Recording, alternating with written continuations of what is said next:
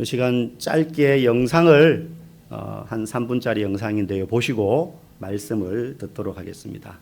영상 틀어주세요.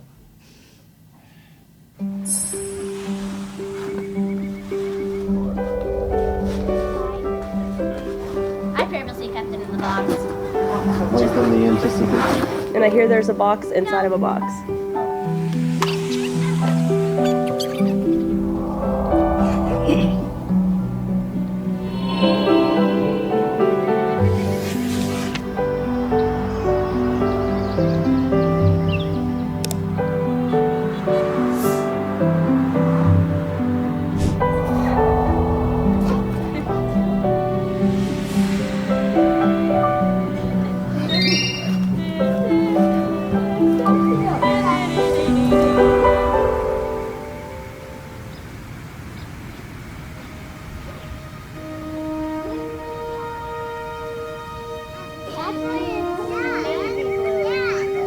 Is it really different?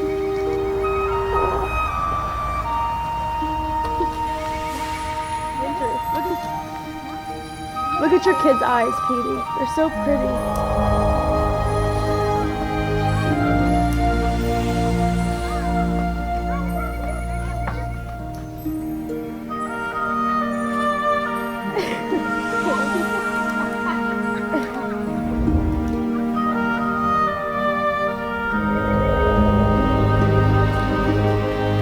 That's super overwhelming. I bet. Oh man. Her coat. Her coat is very purple. And Cora's coat. It's a new world.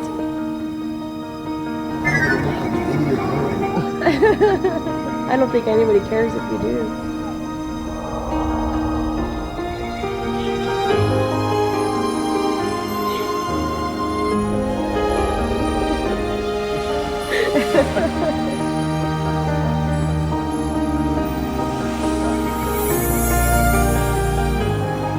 Holy cow.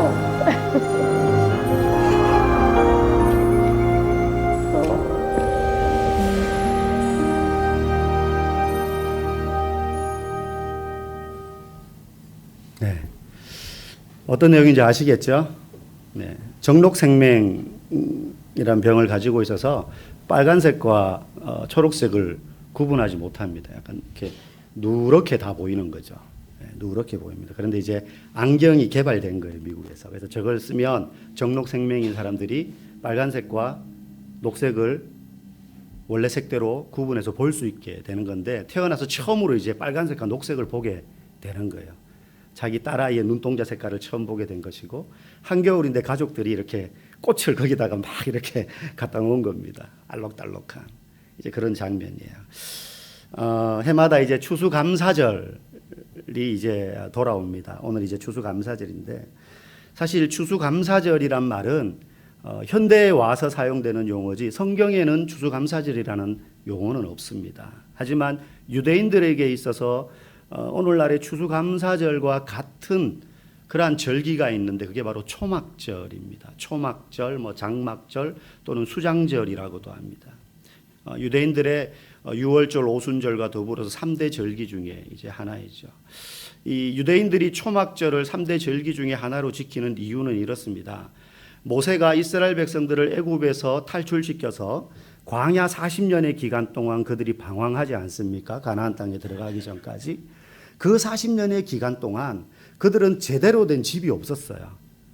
요즘으로 말하면 천막 치고 산 겁니다. 텐트 치고 산 겁니다. 언제 짐을 싸야 될지 모르는 그런 상황 속에서 그들을 지켜줄 성이 있었던 것도 아니고, 군대가 있었던 것도 아니고, 나라나 국경이 있었던 것도 아닙니다. 그냥 천막 하나만 의지하면서 사는데, 사실은 그 천막이 그들의 의지가 아니라 여호와 하나님이 그들의 성읍이 되시고, 그들의 군대가 되시고, 그들의 지붕이 되어주시고 집이 되어주셨던 거예요.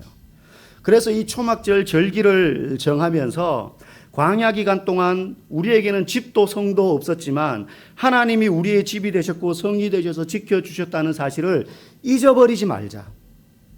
그래서 늘 그 사실을 기억하며 감사하자 하면서 절기를 초막절로 제정했는데, 그때가 마치 가을 추수가 끝난 뒤쯤인 거예요. 유대인들의 그 계절 시간에 따르면. 그러면서 이제 후대 사람들이 지금까지도 유대인들은 이 초막절을 지킵니다. 현대 유대인들도. 그러면서 이게 어떻게 추수감사절이 되었느냐. 영국에서 신앙의 박해를 피해서 메이플라워호 배를 타고 신대륙 아메리카를 찾아서 왔던 그 중에 절반 이상이 죽었습니다. 배에서. 살아남은 사람들이 아메리카 대륙의 당도에서 사람의 발길이라고는 그 원주민 인디안들 외에는 디뎌보지 않은 그 척박한 땅에서 맨손으로 땅을 일구기 시작하면서 1년, 2년, 3년 해서 그렇게 돌짝밭을 갈고 엎어가지고 첫 수확을 이제 거둬들였어요. 그때 거둬들인 첫 수확을 하나님 앞에 드리기 시작합니다.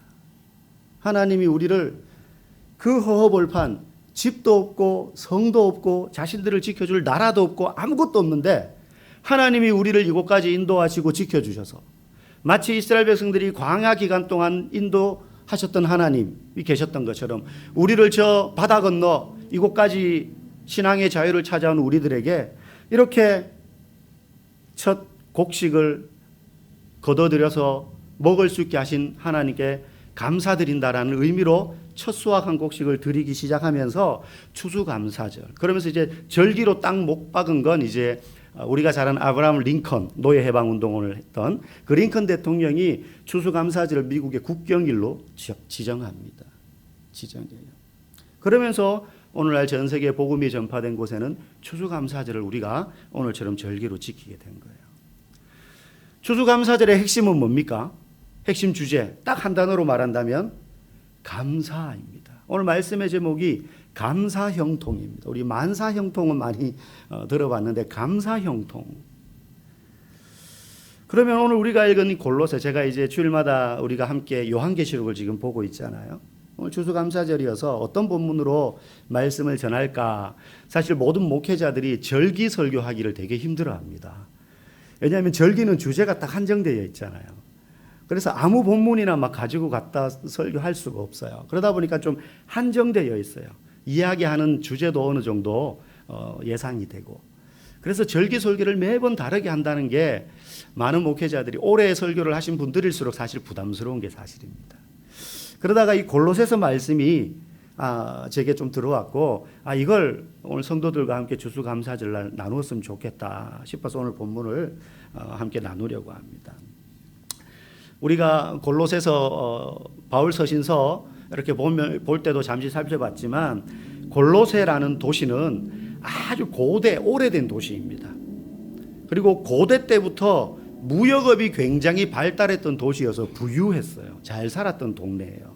그런데 고대 때부터 무역업이 발달했던 도시였지만 시간이 흘러가면서 그 골로새 옆에 있던 다른 도시들이 신도시, 요즘으로 말하면 새롭게 발달하면서 떠오르게 되는데 바로 옆에 있던 라오디게아 같은 도시들이 그런 도시의 하나예요. 우리도 그렇잖아요. 평택이면 평택 내에 다 구도심지인데 저희 여기 청북 신도시도 원래 구도심지였는데 신도시로 개발한 것 아닙니까? 그러면서 이제 원도심 사람들은 떠나거나 밀려나잖아요, 보면. 그런 지역들이 도시 내에도 많이 있지 않습니까? 그죠? 골로새가 그런 데 해당됐었어요. 옛날부터 발달한 도시였지만 라오디게아 같은 주변의 신도시들이 다시 커지면서 이 골로새는 침체되어 가는 도시였어요. 바울이 복음을 전할 때에는. 더군다나 예수님이 살아계셨을 당시에 이 골로새에는 큰 지진이 일어났습니다. 그래서 수많은 인명피해가 생기고 오래된 도시였던 그 골로새가 많이 무너졌어요. 그런데 바울이 골로새서를 쓸 이 당시에도 사실 역사서에 보면 또 지진이 일어났습니다. 골로새 지역에. 그래서 도시의 경제가 완전히 몰락한 상태였어요. 옆에 있는 라오디게아라는 새로운 신도시가 막 뜨면서 사람들이 모든 물자와 사람들이 그리로 몰려가고 두 번의 큰 지진으로 인해서 도시의 경제가 마비되고 한마디로 먹고 살기 힘들어진 오래된 구도시가 바로 골로새였던 것입니다. 그럴 때 보통 목회자들이 가서 이제 바울처럼 복음을 전하면 어떤 설교를 하는 게 좋으냐? 여러분 힘내십시오. 예수 열심히 믿어야 됩니다. 예수 잘 믿어야지 우리가 잘 살 수 있습니다. 끝까지 예수 잘 믿어야 됩니다. 뭐 이런 설교를 하면서 용기를 줄 수 있을 텐데 바울은 전혀 다른 내용의 설교를 합니다. 오늘 1절 말씀 우리 같이 한번 앞을 보시고 읽어보겠습니다. 시작.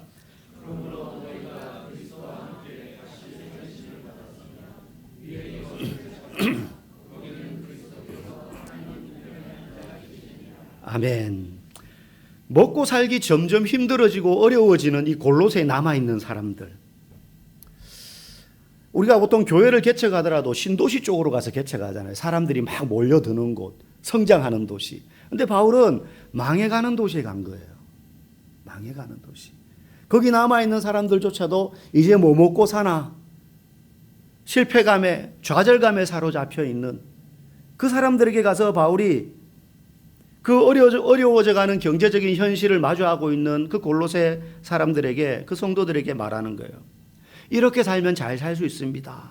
이 말을 하는 것이 아니라 그리스도인의 삶의 태도의 본질적인 부분을 가르쳐 주고 있어요. 본질적인 부분.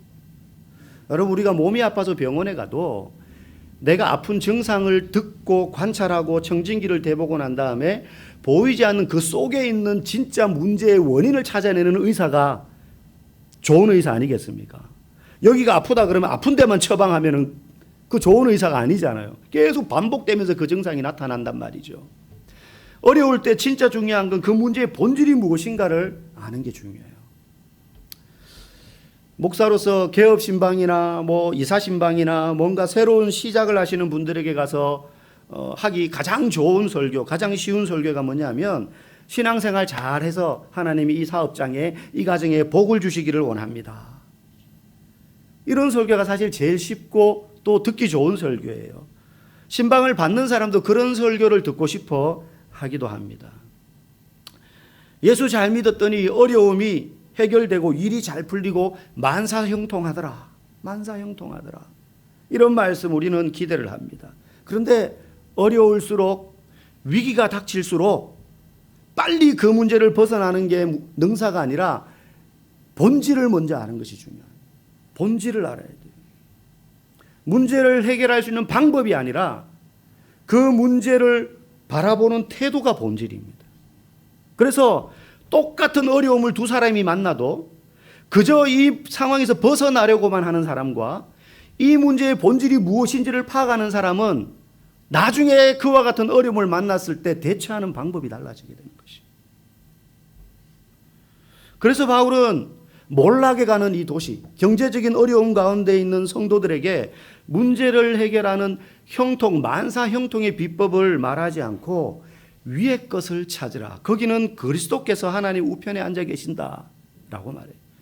그러니 위의 것을 찾으라는 건 누구를 찾으라는 거죠? 예수 그리스도를 찾으라는 거예요. 어려움을 만났는데 야, 이럴 때는 저 사람에게 부탁해. 야, 이럴 때는 돈이 필요하구나. 이게 아니라 예수 그리스도를 찾으라. 예수 그리스도를 찾으라. 그런데 그 앞에 중요한 조건이 하나 붙습니다. 1절에 보니까 너희가 그리스도와 함께 다시 살리심을 받았다면,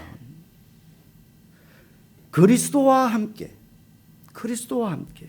그런데 이 표현이 이 짧은 4절 중에 1절에만 나오는 게 아니라 3절에도 보니까 너희 생명이 그리스도와 함께라고, 4절에도 보니까 너희도 그와 함께. 그래서 그는 그리스도를 말합니다. 그리스도와 함께. 우리 이런 비슷한 이야기를 많이 들으셨을 겁니다. 예수 믿으면 만사형통돼. 예수 믿으면 만사형통돼. 우리 찬송가도 그런 찬송이 있잖아요. 무슨 일을 만나든지 만사형통하리라. 우리 그런 찬송도 부르잖아요. 예수를 믿으면 만사형통돼 라는 그 말이 사실은 그 안에 어떤 본질을 담고 있느냐. 그리스도와 함께함이 형통이라는 거예요. 우리는 문제가 해결되는 것이 형통이라고 생각하지만 문제가 해결되기 이전에 그리스도와 함께 있는 삶이 이미 형통한 삶이다라고 성경은 우리에게 가르쳐주고 있다는 것입니다. 사망의 음침한 골짜기를 다닐지라도 내가 해를 두려워하지 아니할 것은 주께서 나와 함께 하시기 때문이다라고 시편에서 고백하잖아요. 주께서 나와 함께 하시면 사망의 음침한 골짜기도 해결이 돼. 그런 음침한 골짜기에 떨어지더라도 우리를 다시 높은 봉우리에 올려주셔. 그래서 만사형통이 아니라 사망의 음침한 골짜기로 갈 일이 있다는 거예요. 예수를 믿는데도.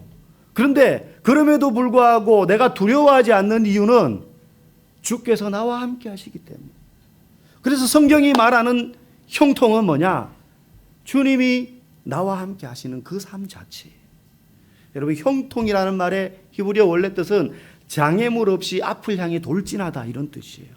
막힘이 없는 거죠. 그냥 쭉쭉쭉쭉 앞으로 나가는 겁니다. 그런데 이 형통이란 말을 성경에서 찾아보면 사실 어떤 한 사람에게 이 사람의 삶이 참 형통했다, 이 사람 참 형통한 삶을 살았다라고 가장 많이 성경에서 언급하는 인물이 있는데 그 사람이 바로 요셉이에요. 요셉. 이 요셉에 관해서 설명한 창세기 39장의 본문을 보면 우리 앞에 쭉 나오죠. 우리 같이 한번 읽어보겠습니다. 우리의 목소리로 시작. 여호와께서 요셉과 함께 하심으로 그가 형통한 자가 되어 그의 주인이 여호와께서 그와 함께 하심을 보며 또 여호와께서 그의 범사에 형통하게 하심을 보았더라. 간수장은 그의 손에 맡긴 것을 무엇이든지 살펴보지 아니하였으니 이는 여호와께서 요셉과 함께 하심이라. 여호와께서 그를 범사에 형통하게 하셨더라. 요셉의 삶을 설명하면서 형통한 자가 되었다, 형통하게 하는 걸 주변 사람들이 보았다, 하나님이 그를 범사에 형통하게 하셨다라고 했는데 우리는 이 형통한 결과만을 보는데 이 형통이 어디에서부터 왔냐, 어떻게 이 요셉의 삶은 형통한 삶이 되었느냐, 앞에 보니까 다 여호와께서 그와 함께 하셨다는 거예요. 심지어 예수를 모르는 그의 주인 보디발이 볼 때도 하나님을 모르는데 보디발은 요셉의 삶이 형통하는 걸 보고 하나님이 요셉과 함께 하시는구나, 믿지 않는 자가 볼 때도 그게 확연히 확인될 정도로 요셉의 삶은 하나님과 함께하는 삶이었다는 거예요. 형통은 하나님과 함께하는 자에게 나타나는 자연스러운 결과일 뿐이에요. 그래서 우리는 형통을 구하기보다 뭘 구해야 됩니까? 늘 주님과 함께 하는 걸 구해야 돼요. 늘 주님과 함께 하는 걸 구해야 돼요. 어제 우리가 다니엘 기도회 때 선한목자교회 유기성 목사님 설교하셨잖아요. 거기서 말하는 것도 포도나무 이야기를 하시면서 그가 내 안에 내가 그 안에 거하는 삶, 이게 신앙의 목적이라고 말씀을 하셨잖아요. 하나님이 우리와 함께 하기를 우리는 간절히 구해야 되는 것입니다. 어떤 일이 아무런 장애물 없이 성취되고 이루어지는 형통한 삶에는 바로 이 조건이 붙어 있어요. 하나님이 그와 함께 하실 때. 하나님이 그와 함께 하실 때. 그래서 그리스도인에게 있어서 형통함이란 내가 하고 싶어하는 일이 이루어지고 내가 원하는 계획이 성취되는 것이 아니라 하나님이 함께 하시는 것이기 때문에 내가 원하는 일이 있지만 그 일을 누가 이루시는 것을 인정하는 거예요? 하나님이 이루시는 거예요. 하나님이 나와 함께 하신다는 건 그냥 하나님이 내 안에 꽂아놓은 보리자루처럼 앉아만 계시고 내가 앞장서서 일하는 게 아니라 하나님이 주도적으로 내 삶을 이끌어 가시는 겁니다. 내가 하고 싶은 대로 내가 원하는 대로 사는 것이 아니라 하나님이 내 삶의 주관자가 되셔서 하나님이 원하시는 일을 나를 통해 이루시는 거예요. 내가 원하는 일을 하나님을 통해서 이루는 것이 아니라 하나님이 원하시는 일을 나를 통해 이루시는 거예요. 그래서 성경에서 말하는 형통은 하나님이 함께 하셔서 하나님이 어떤 일을 완성시키거나 완전하게 하시는 것, 그게 형통입니다. 때로는 그게 내가 원하는 삶과 거리가 멀 수도 있어요. 내가 원하는 삶과 거리가 멀 수도 있어요. 나는 목사 안 하려고 그렇게 도망다녔는데 결국 하나님한테 코 깨어가지고 여기 왔어 라는 이야기를 저 신학교 다닐 때 동기들 선배 목사님들한테 참 많이 들었어요. 내가 원하는 건 목회자의 삶이 아닌데 하나님이 그에게 원하시는 건 뭐예요? 목회자의 삶이었던 거예요. 누가 이깁니까? 누가 고집이 더 셉니까? 하나님이 더 셉니다. 요나 선지자 보십시오. 선지자임에도 불구하고 그 사명 저버리고 니느웨와 반대되는 방향으로 가려고 배를 탔는데 풍랑까지 일으키고 바닷속에 물고기까지 동원해서 그를 삼켜서 결국은 뺑 돌아가지고 니느웨에다가 다시 토해내요. 그 사명을 감당할 수밖에 없게 만드는 그 하나님. 여러분, 하나님과 고집 대결을 하려고 해서는 안 돼요. 그래서 우리가 기도할 때 하나님 내가 이거 원합니다, 저거 원합니다 하고 기도할 것이 아니라 하나님 내 마음에 이런 소원이 있지만 하나님이 원하시는 뜻대로 이 일들이 형통하게 되게 해주십시오. 그러면서 우리는 뭘 더 구해야 돼요? 내가 원하는 대로 이 문제가 풀려지지 않더라도 내가 여전히 하나님과 함께하는 삶을 떠나지 않게 해주십시오. 그게 그리스도인의 형통한 삶이라는 거예요. 여러분, 오해하시면 안 됩니다. 하나님이 나와 함께 하시기 때문에 내가 원하는 대로 이루어진다는 말이 절대 아닙니다. 그렇죠? 하나님이 원하시는 대로 이루시는 것입니다. 그리고 우리는 그 하나님의 일하심에 내 삶을 순종함으로 계속 맞추는 거예요. 주파수를. 주파수가 틀렸는데 요즘은 디지털이어서 입력해 놓으면 번호만 누르면 딱딱딱 그 주파수가 떨어지는데 예전에는 아시잖아요. 돌려서 지지직 하고 그것도 안 되면 안테나도 막 만지고 했었잖아요. 만지면 깨끗하게 나고 손 띄면은 잡음이 섞이고 막 그러기도 했잖아요.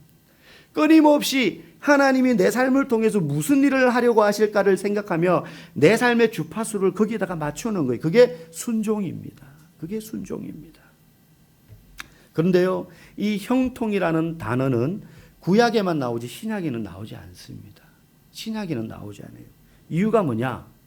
예수님이 우리와 함께 계시기 때문이에요. 하나님과 함께하는 것이 그리스도인의 형통이라고 한다면 예수 믿는 자예요. 신약 시대에 와서는 예수님이 이 땅에 우리와 함께 오셨어요. 육신으로 오셨고 그분이 육신으로 이 세상을 떠나시면서 보혜사 성령을 너에게 보내주어서 내가 다시 오실 그때까지 영원히 그 성령이 우리와 함께 하실 거라고 하셨어요. 그래서 신약에는 따로 형통이란 말은 나오지 않지만 육신으로 이 땅에 오셨을 뿐만 아니라 우리에게 보혜사 성령을 주셔서 그 죄를 회개함으로 예수 그리스도가 나의 구세주이심을 믿는 자마다 그 사람은 이미 이 땅에서 형통한 자로서의 삶을 살아가기 시작하게 된다는 것입니다. 그러므로 예수 그리스도를 구주로 믿는 저와 여러분 모두는 이미 이 땅에서 형통한 자들이 되었다는 사실을 여러분 믿으시기 바랍니다. 그래서 바울은요, 경제적으로 지금 어렵고 침체되어 가서 아무라도 이 도시에서 떠나가고 싶고 나도 신도시에 가서 돈 더 많이 벌고 싶어 그러고 있는 사람들에게, 그 성도들에게 가서 위에 계신 그리스도를 찾으라. 신도시 가서 돈 벌려고 할 게 아니라, 먹고 살 걱정을 할 게 아니라 먼저 위에 계신 그리스도를 찾으라. 그 주님과 함께하는 삶이 형통한 삶이다. 오늘 우리도 경제적으로 어렵고 힘든 시기를 살아갑니다. 그런데 이 어렵고 힘들다는 게 옛날보다 더 못 먹어서, 옛날보다 더 못 입어서 힘든 건 아니잖아요. 10년, 20년, 30년 여러분 어렸을 때 비교하면 훨씬 잘 먹고 훨씬 많이 먹어요. 훨씬 많이 먹어요. 그런데 우리 안에 만족이 없으니까 어렵고 힘든 시기를 살아가는 것입니다.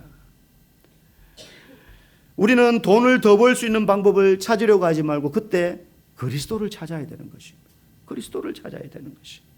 그리스도와 함께 하기를 갈망해야 됩니다. 더 좋은 직장, 더 좋은 집, 더 좋은 음식을 여러분 갈망하지 마십시오. 가끔 보면 정말로 맛있는 음식에 목숨을 거시는 분들이 있는 것 같아요. 어디 맛집이 있다 그러면 정말로 이름난 맛집을 찾아서 지도 검색하고 휴대폰에 들어가서 리뷰를 몇 시간 동안 살펴보고 리스트를 뽑아서 이번 달은 이 집, 다음 달은 저 집, 그래서 몇 시간씩 운전해서 가서 먹어보고, 이걸 진짜 인생의 낙으로, 노년에 그걸 낙으로 삼는 중년들이 꽤 많이 있어요. 맛집 찾아다니는 거. 그게 인생의 낙인 거예요. 취향은 존중합니다, 얼마든지. 하지만 그 열정으로 우리가 주님을 찾고 그 열정으로 성경을 한 장이라도 더 본다면 그 사람은 참으로 위의 것을 찾는 자가 되는 줄로 믿습니다. 여러분, 땅의 것을 찾는 자에게 만족이 없어요. 대상을 계속 바꿔봐도 만족이 없어요. 만족이 없으니 감사도 없어요. 만족이 없으니 감사가 없죠. 하지만 위의 것을 찾는 자에게는 참된 만족이 있어요. 예수님과 함께 동행하는 삶을 사는 자는 참된 만족이 있습니다. 참된 만족이 있으니 땅의 것이 비록 다 채워지지 않아도 감사할 수 있게 되는 거예요. 제가 지난주에도 말씀드렸는데 감사는 조건이 아니라 태도라고 했습니다. 이런저런 조건이 맞아야 감사할 수 있는 것은 땅의 것을 찾는 사람들의 모습이에요. 절대 만족할 수 없어요. 여러분, 땅의 것을 통하여서 만족하는 사람들, 예를 들면 좋은 차를 샀어요. 새 차를 샀어요. 두세 달이면 만족감은 없어집니다. 더 좋은 차 타고 싶어지는 거예요. 저희가 이제 거의 연식이 한 20년 가까이 되었던 옵티마를 타다가 길바닥에서 퍼졌어요, 작년에. 저희 아내가 이제 결혼하면서 샀던 차예요. 그러니까 오래됐죠. 그래서 갑자기 차를 구해야 되는 상황이 되어서 차를 샀는데 정말로 좋은 차를 샀습니다. 2023년식 모닝을 샀어요. 모닝을 샀는데 얼마 만에 새 차냐 싶어가지고 너무 기분이 좋은 거예요. 20년 된 차 타다가. 그래서 저녁에 아이들 태우고 야 우리 드라이브 가자 그래가지고 저녁에 그 모닝에 아이들 다 태우고 평택호로 드라이브를 이렇게 쭉 가면 막 좀 이쁜 광경 볼까 싶었는데 다 문 닫아가지고 을씨년스럽더라고요. 그래도 좋다고 혼자 차도 한 대도 없어요. 저희끼리 드라이브를 하고 왔습니다. 그래서 그 뒤로 한 며칠은요 차에 먼지라도 앉으면 손으로 막 닦았어요. 그 마음 아시죠? 새 차니까 어디 혹시 데일까봐 조심조심. 지금은 어떨까요? 새똥이 들러붙어도 그냥 그러려니 해요. 똥 쌌네. 뭐 보니까 밑에 또 이렇게 누가 긁고 갔어요. 보니까 긁혔구나 뭐 그러는 거예요. 아무런 감흥이 없어요. 여러분 조건이 맞아서 하는 감사는 유통기한이 그렇게 짧습니다. 유통기한이 짧아요. 저희 가족들 처음 여기 이제 이사 왔을 때 개척하기 전에 미리 이사를 왔는데 부영 아파트 들어갔잖아요. 우리 동네에서 제일 좋은 아파트 아닙니까? 그죠? 네, 부영 아파트. 우리 동네 사시는 분은 농담인 거 아시죠? 애들이 너무 좋아하는 거예요. 네. 남양에서 막 다 쓰러져 가는 그 연립에 살다가 부영에 탁 갔는데 막 애들이 뭐 아빠 펜션 온 것 같아 막 이러면서 너무 좋아하는 거예요. 막 거기서 뒹굴고. 여러분 지금도 애들이 집에 들어갈 때마다 그렇게 아빠 우리 집 너무 좋아 이럴 것 같습니까? 이사 가재요. 더 좋은 집으로. 더 좋은 집으로. 조건이 맞아서 하는 감사, 땅의 것을 찾아서 하는 감사는 유통기한이 짧아요. 하지만 예수님과 함께하는 사람의 입에서 나오는 감사는 유통기한이 없습니다. 유통기한이 없어요. 조건과 상관없어요. 내가 지금 아파가지고 누워있는데도 그 병상에서 예수님이 나와 함께 하심이 마음속에서 충만하게 경험될 때 입에서 감사가 나옵니다. 감사가 나와요. 조건이 하나도 안 맞아도 예수님이 나와 함께 하신다는 그 사실 하나만으로도 매일 감사할 수 있는 사람이 위의 것을 찾은 사람이에요. 위의 것을 찾은 사람이에요. 사랑하는 성도 여러분, 추수감사절의 진정한 감사의 제목은 건강 주셔서 감사합니다. 한 해 동안 큰 어려움 없이 지나오게 해주셔서 감사합니다. 가족들이 원하는 것들 이것저것이 이루어져서 감사합니다. 이기도 하지만 그러나 그런 것이 없어도 하박국 선지자의 고백처럼 우리의 양이 없고 외양간에 소가 없고 포도나무에 포도 열매가 없어도 나는 여호와로 인하여 즐거워하리로다. 그런 것과 관계없이 올 한 해도 주님께서 나와 함께 해주셨구나. 이 사실 때문에 감사할 수 있는 저와 여러분 다 되기를 소망합니다. 아마 올 한 해 유난히 많이 아팠던 분들도 아마 계실 거예요. 원래 유난히 병치레 하셨던 분 계실 것이고 또 계획했던 일들이 잘 안 되신 분들도 있을 것입니다. 계획이 실패하고 때로는 인간관계에서 어려움을 겪은 분들도 있을 수 있습니다. 그것들이 마음에 떠오를 때 먼저 생각할 것이 그럼에도 불구하고 그런 상황 속에서 우리 주님이 나와 함께 하셨구나. 나와 함께 해주셔서 감사합니다. 이게 우리 마음속에서 먼저 떠오르고 고백되어지기를 원합니다.